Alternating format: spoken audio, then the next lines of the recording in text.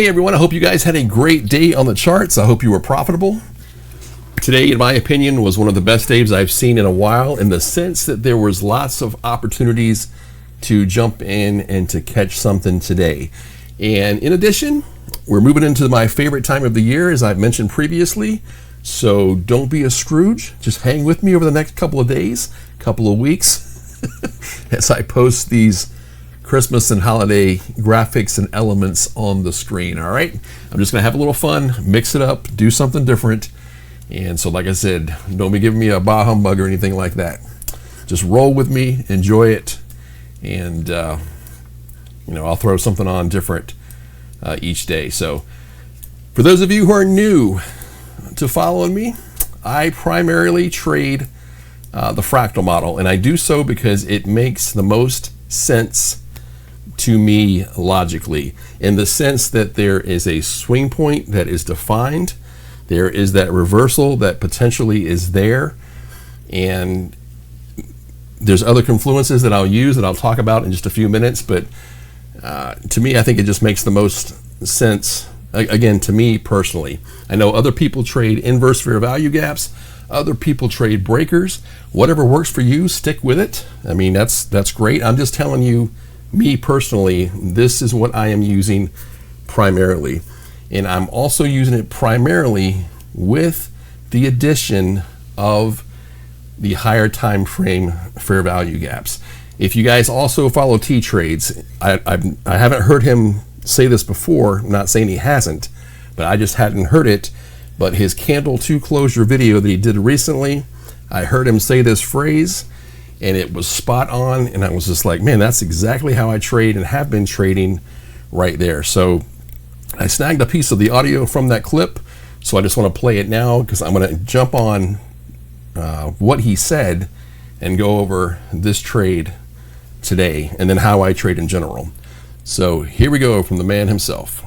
It's important to note that we want this to occur at a higher time frame key level. If you just look for every pattern that has a sweep and a closure back in, that is unlikely to work. You want to define this with bias and a higher time frame point of interest, which I use fair value gaps and highs and lows. And so, like he said, those key levels for me, as you guys have heard me mention in the past, are the higher time frame fair value gaps. I use them as a springboard to bounce off of, to launch from, whatever phrase you want to use. And it has helped trade, or helped changed my trading completely.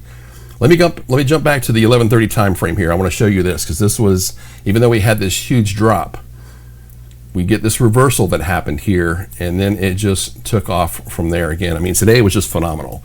But I want to show you what I was looking at personally during that time frame. So I'm going to split screen here. I'm going to go ahead and blow this up. We're looking at the 15-minute chart currently. This is the 11:30 candle here. These boxes that you see, this is an indicator from Fatty. This is his ICT, higher time frame fair value gaps. I have the 1 hour displayed. I want you to take a look at this here. I'm going to uncheck this. I'm going to turn on the 30. I'm going to uncheck that. I'm going to turn on the 15. I'm going to uncheck that, and then I'm going to turn on the 4. So do you see what I'm seeing? Here's what it looks like, complete mess. So it's all right there. And so basically what I was watching here is, I watched it come down, I watched it go through these, I'm just leaving the 30 on right now, but I watched it go through these multiple higher time frame fair value gaps stacked on each other. I watched it hit and then come back up and not close through any of them, and then began to move up. But the fact that it closed like this, I mean, even on the 15, let me go ahead and put that dude back on here. I mean, let's just leave him up. So I'm going to get back to the split screen. So I'm looking at that, because I've got this split screen going, and so then I'm watching this on my screen. So I see it come down, I see it shoot back up. We've got this beautiful order block that basically, defined itself right here for me on the drop. We've got this move up. We've got it closing over the order block. There's our change in the state of delivery. I got in at that point, set the projections. So at this point, you can either target 2R, you can target 2.5, you can target liquidity, whatever you like, and then let it roll from there. I actually got out of the 2.5, just kind of playing it safe because I didn't know, if it would come up and target this. I didn't know if it would come up and consolidate eventually at some point and then drop. But then we had another, can't remember what time frame it was, but there were some other opportunities to get in here.